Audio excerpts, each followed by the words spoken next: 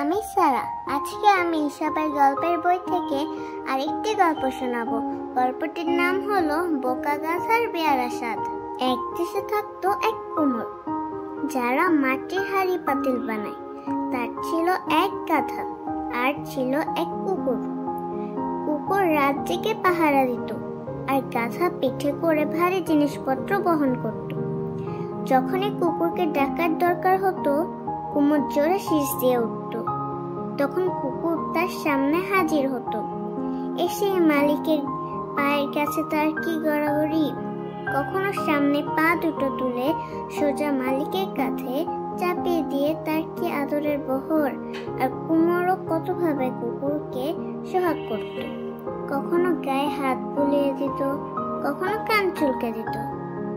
একা একা বাগানে দাঁড়িয়ে এসব আদরের দৃশ্য দেখে দেখে গাধা তো অবাক হয় আর কুল কিনারা পায় না। তার রীতিমতো হিংসা হতো।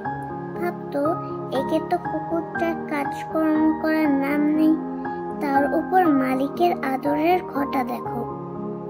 খাওয়ার ভালো ভালো, আবার ওর সঙ্গে কত খেলাধুলা, আবার রোজ সঙ্গে করে বেড়াতে নিয়ে যায়।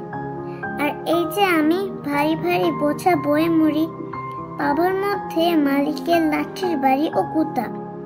মালিকের জন্য এমন কি করা যায় যা করলে আমাকেও এমন আদর যত্ন করবে? গাধা ভেবেচিন্তে অস্থির, কি করে মালিকের ভালোবাসা আদায় করা যায়। ভাবতে ভাবতে সে ঠিক করলো, কুকুরটা তো দেখি মালিককে অনেক আদর সোহাগ করে, সেজন্যই মালিক ওকে আদর যত্ন করে। একদিন তো কুমোর বাগানে গাছের ছায়ায় বন্ধু বান্ধব নিয়ে চেয়ার টেবিল পেতে জমিয়ে বসেছে, আর সুরুৎ সুরুৎ চুমুক চলছে চায়ের কাপে।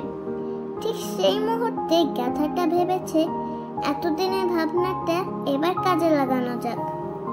যেই ভাবা সেই কাজ।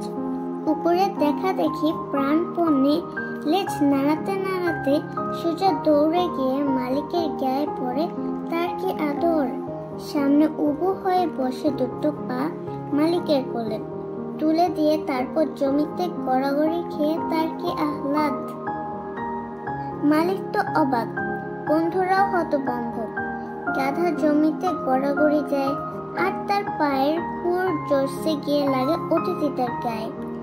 এক সময় খোদ মালিকের চোয়ালেই ধাপ করে এক খুরের গোটা লাগে। মালিক রেগে অস্থির, বন্ধুরাও চেঁচিয়ে মেচিয়ে একাকার।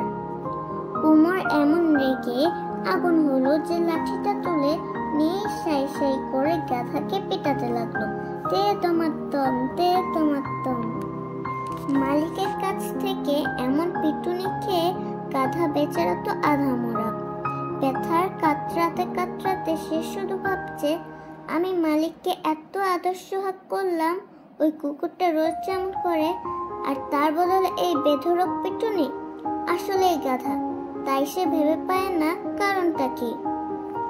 এই গল্পটি থেকে আমরা যা শিখলাম তা হলো, অতি বোকা শাস্তি অনিবার্য।